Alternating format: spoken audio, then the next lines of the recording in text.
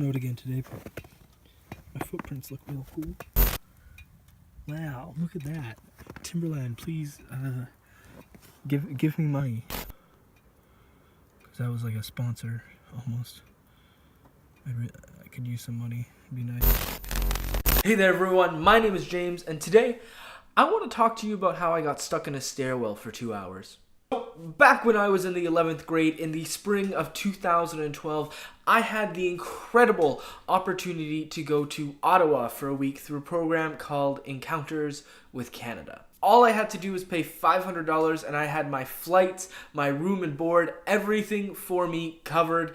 And I went for a focus week on Vimy Ridge. So looking at the history and impact that the battle at Vimy Ridge has had on Canada. I was stoked. I'm a complete history nerd and I was beyond stoked. I get there, I wait in the airport for what seems like the longest time ever. Literally just standing there at the luggage carousel, watching it go round and round. Everything to this point has been great. No issues. It's the first time I'm traveling by myself. And I'm waiting there, and I keep noticing that it keeps going around and around and around, and I don't see my bag. While I'm standing there waiting, not entirely sure what to do, I see this little old lady with a giant gray sweater with a picture of a cat on it. I'm not joking here. It was the most classic, stereotypical cat lady I'd ever seen. So she tells me that she is the bus driver, and she sort of is just operating the shuttle between the airport and what is called the Terry Fox Center, where the program takes place. Introducing herself, she told me that we were just going to wait for one more person. 3 hours later, we found out that that person's flight was delayed and was not going to come for another 3 hours. So she took me and my luggage that she had helped me find to the Terry Fox Center, where I met security, I checked in, everything was good. I got this nice little name tag that said my name and all, had emergency information on and all that stuff. She's like, if you're gonna get stabbed, call the number. Run away first, but then call the number. If you're, locked outside, call the number. It's fine, no big deal. So I think, great. I go up this elevator that they've told me only to use to bring my luggage up and down because it might break. What? So I go into this elevator. It's the most terrifying elevator I've ever experienced. Up, and get into my room. It's a mat, like 30 bunk beds.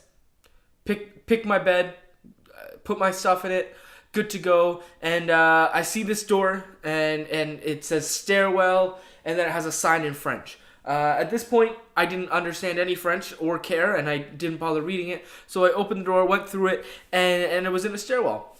Normal. Walk down the stairwell, get to the bottom door, and it's locked. I think, okay, no big deal. It's an emergency stairwell, right? I look over here.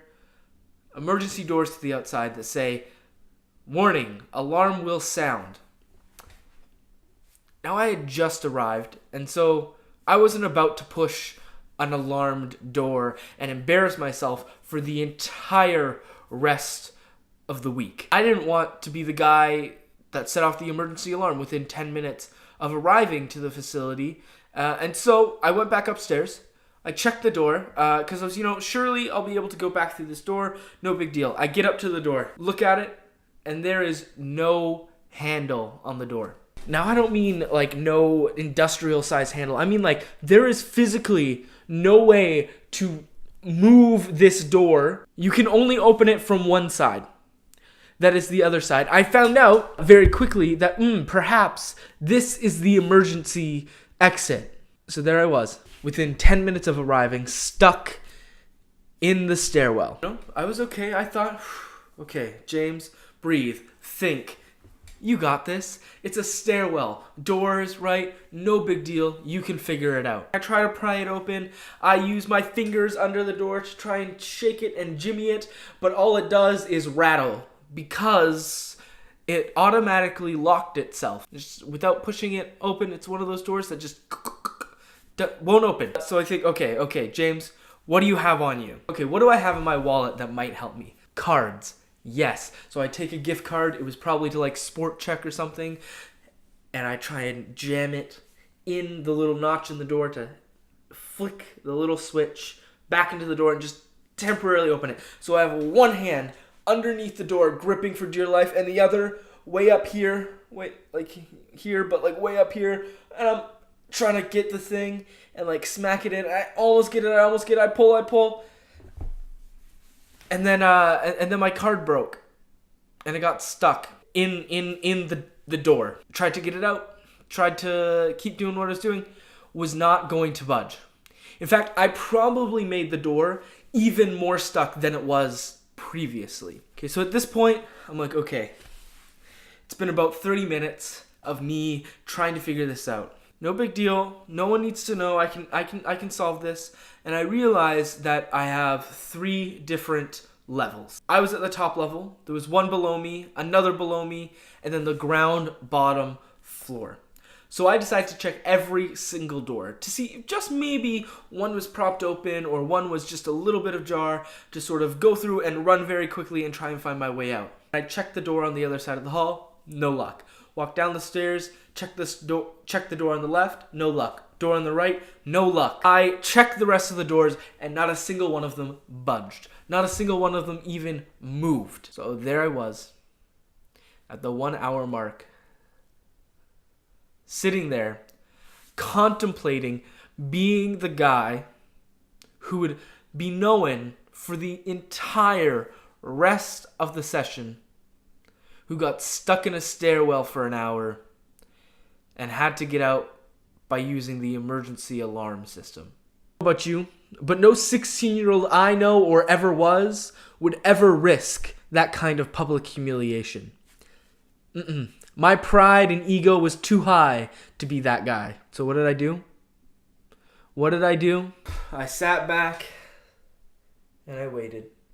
I waited in hopes that maybe I would hear someone and could knock on one of the doors and get in as quick as I possibly could.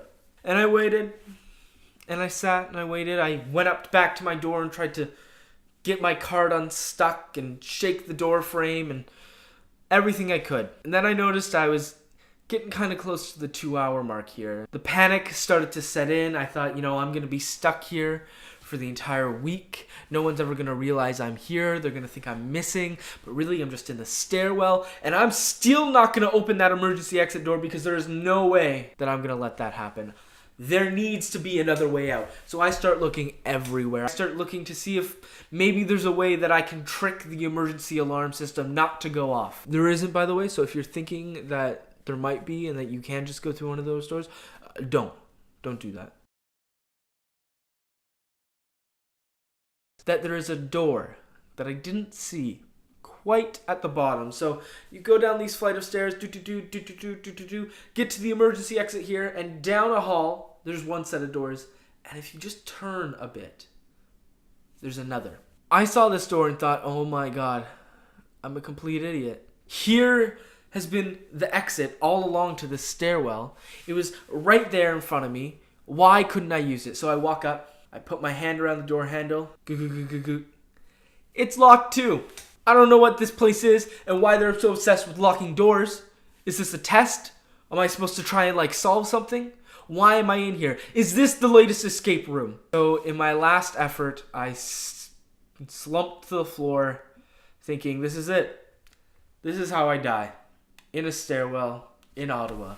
While I was lying there sitting, I thought about my day and thought about the weird cat lady. I thought about almost losing my luggage. I thought about checking into security and getting my name tag, and that's when it hit me. I realized that on the back of my name tag, there was emergency information. There was a phone number to call to security if there was issues. So I call the number up. Boop, boop, boop, boop. Wait for it to ring. Hello? Terry Fox Center Security. This is James Blumhagen. I checked in about 2 hours ago. Yeah. I remember you. Yep. Well, what can I do for you? I seem to be stuck in a Stairwell. Oh, really? Is it the one with the orange door at the bottom? Yeah. That happens a lot. I'll be right there. Click. Happens a lot? Happens a lot? What do you mean that happens a lot? Here I was, stuck in a stairwell and calling up security as my last-ditch effort, and they say, it happens a lot. Finally, they come. They open the door. Hi there! And I go, hi. And I run away as fast as I can because I am mortified by the fact that I just stood in a stairwell for 2 hours. And finally I'm free. I get out. I go see a bunch of people who are hanging out outside, and I make friends, and it's great, and I have a wonderful time and a great week. But the long-lasting memory of the experience is being stuck in their stairwell for over 2 hours. That is my story. I hope you enjoyed it and had at least a little bit of fun with my terrible memory of being stuck in a stairwell, and you know, hopefully you learned a few lessons. Always learn to read French or pay attention to what a door is that you're actually going through. Don't just go through doors, because you'll probably get stuck. Bye. See you tomorrow. Hey there, everyone. That was terrifying. Hey there, everyone. My name is James. Hey there, everyone. My name is James, and today I want to talk to you. I can't do that.